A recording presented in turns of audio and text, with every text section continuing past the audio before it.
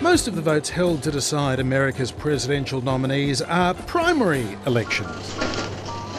I've just had my say in the government of our country. You register, turn up at a polling place, cast your ballot, and that's that. But a few states, including Iowa in the rural Midwest, hold caucuses instead. It's Iowa caucus night! Let's party! Hooray!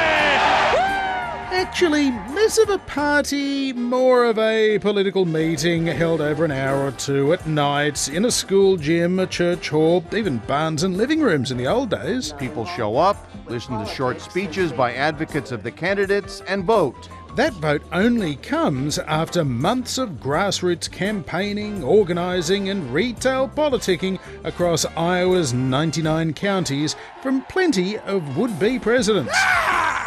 Go to the caucuses! Stand for me! Help me become president!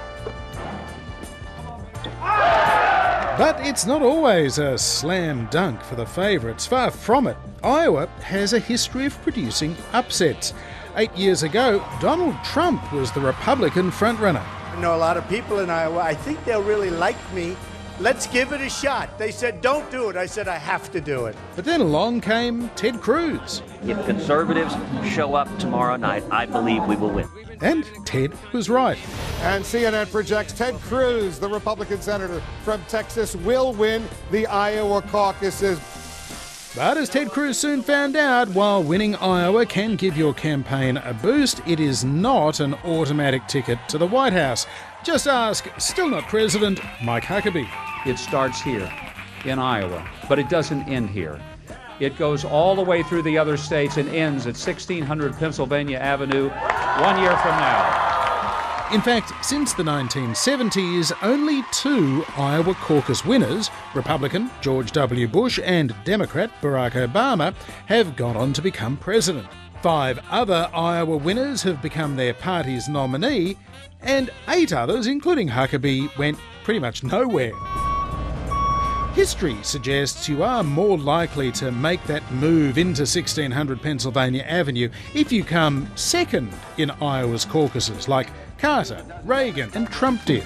We will go on to get the Republican nomination, and we will go on to easily beat Hillary or Bernie or whoever the hell they throw up there.